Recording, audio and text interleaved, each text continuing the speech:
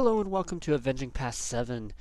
Today we're going to look over Bad Batch Season 2, Episode 3, The Solitary Clone. Commander Cody's back. Crosshair is back, if I can remember his name. Crosshair is back, Commander Cody, Admiral Rampart. It's going to be an interesting episode, but first, here's a word from our sponsor, and then we'll continue on with the rest of the video. HelloFresh.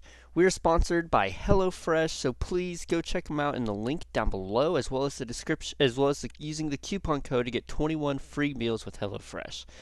HelloFresh Festive Fare Collection features limited time recipes made with seasonal produce and premium proteins. Get out of the post-holiday slump with these elevated winter classics.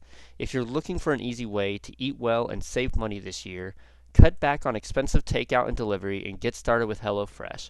You'll love how fast, easy, and affordable it is to whip up a restaurant-quality meal right in your own kitchen. We're going to be testing out HelloFresh, and we'll be showing off some of their food that we get from them, and seeing, what that's like and how good that food is. I've had friends that have had HelloFresh in the past, and they really enjoyed it. I've thought about it and hadn't taken the plunge until just now, so look forward to those streams, and in these videos we'll be showing off different foods and meals that we got from HelloFresh. Let's see, and fast and fresh recipes. HelloFresh's latest line of meals features robust flavors, filling portions, are ready in less than 15 minutes. Enjoy taste and quality done quick with recipes like the Falafel Power Bowl, seared steak and potatoes with béarnaise sauce, or Southwest pork and bean burritos. You'll hear more about them in the following videos, but please go click on the link in the description as well as using that coupon code alongside it and get 21 free meals from HelloFresh.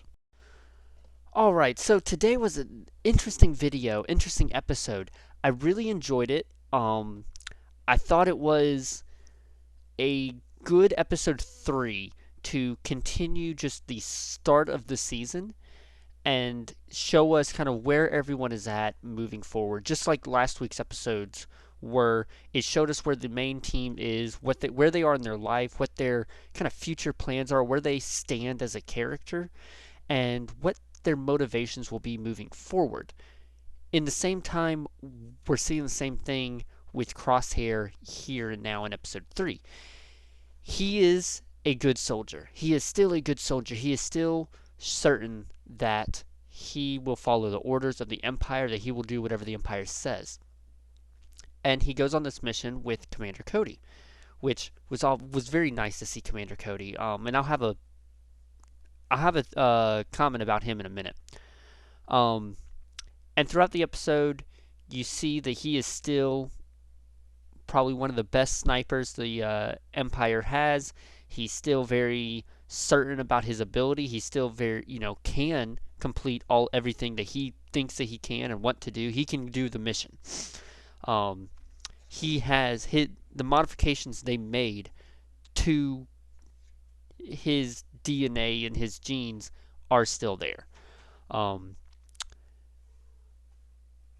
I'm not sure. I kind of felt like he is starting to think about why are all these clones defecting. Why are so many clones defecting, going AWOL, and leaving the Empire? I think that seed has truly been planted, and now it's being watered. I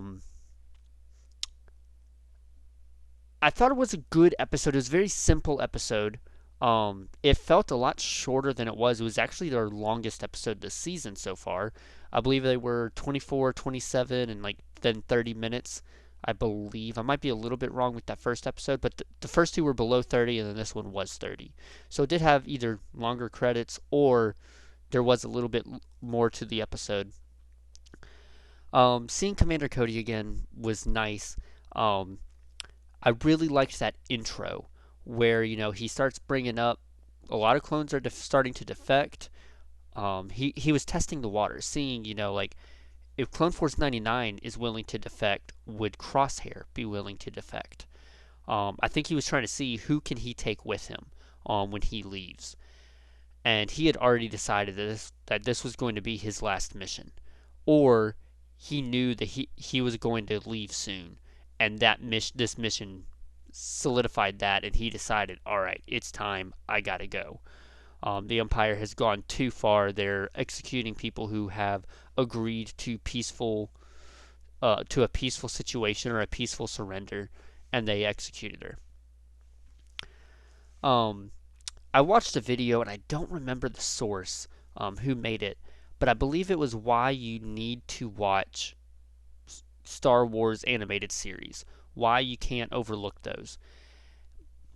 And one of the big points that they had was Commander Cody. In the movies, in Revenge of the Sith, he is only in Revenge of the Sith, and he is only seen as Obi-Wan's top clone who betrays him.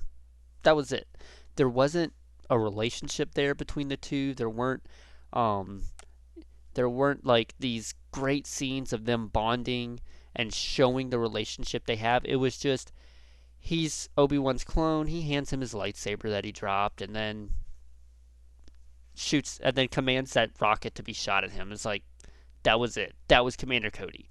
And with Clone Wars, you get to see a better relationship of Cody and Obi-Wan, Cody and Rex, who Cody is, how Cody is a good commander, how Cody is a good clone, and how he is loyal to the Republic.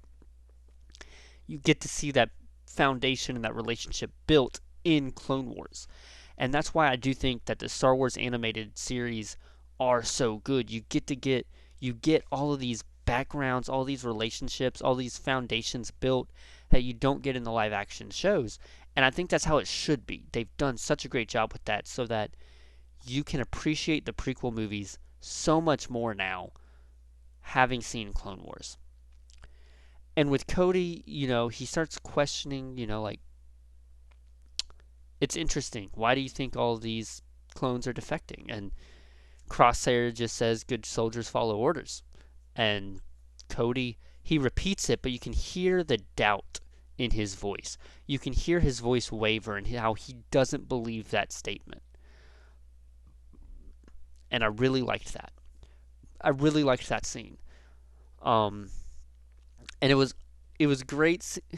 Well, it was great seeing clones fight against battle droids again.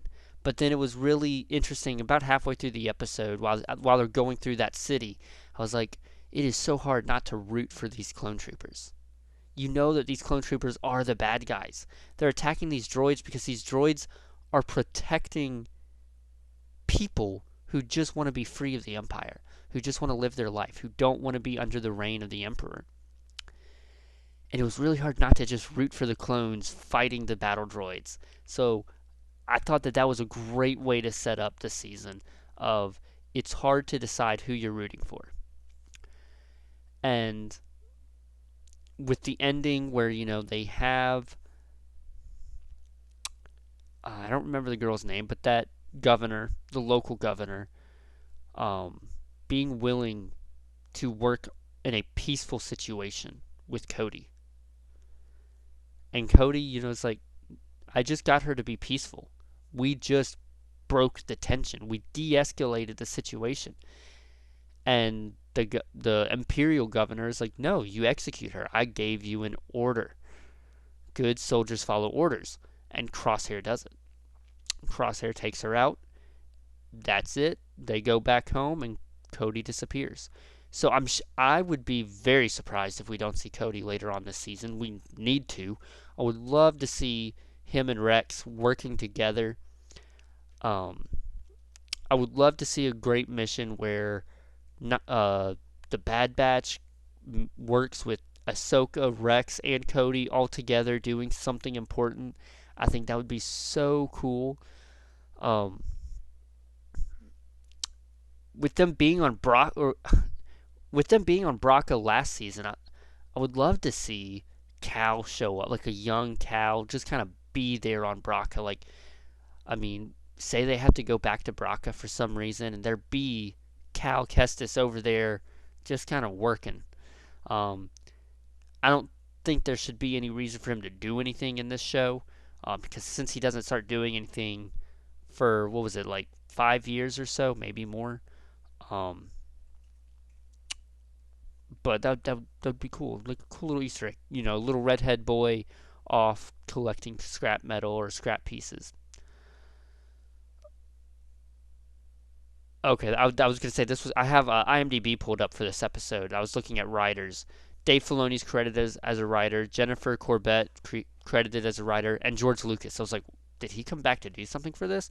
But it's just because it's based on Star Wars. And it says based on Star Wars and characters created by. Well, he did create Cody.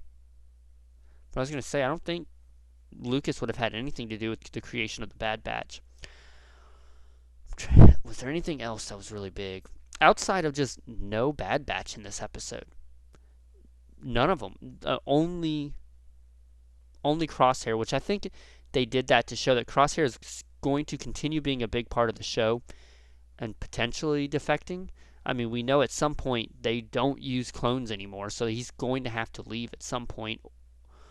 Or they edit, do a retcon, and some clones are still working with the Empire over time. Um, so yeah, I really enjoyed this episode. Um, I'm gonna be, looking forward to Wednesday every week. As we get to look forward to Bad Batch. I don't really have much to say. My predictions for, I kind of feel like I've said my predictions of watching, seeing where Cody goes and hopefully him meeting up with Rex, seeing Crosshair defect and join the Bad Batch team, and, watching the relationship, the tenseness of the relationship between the Bad Batch, get tense, get, argumentative as they want to protect the people of the galaxy and want to protect themselves. So that's about it. Let me know down in the comments below what were your thoughts on this episode, what questions came up as you were watching, or what theories you might have for the future of this season. Y'all have a great day, and I will see you next time.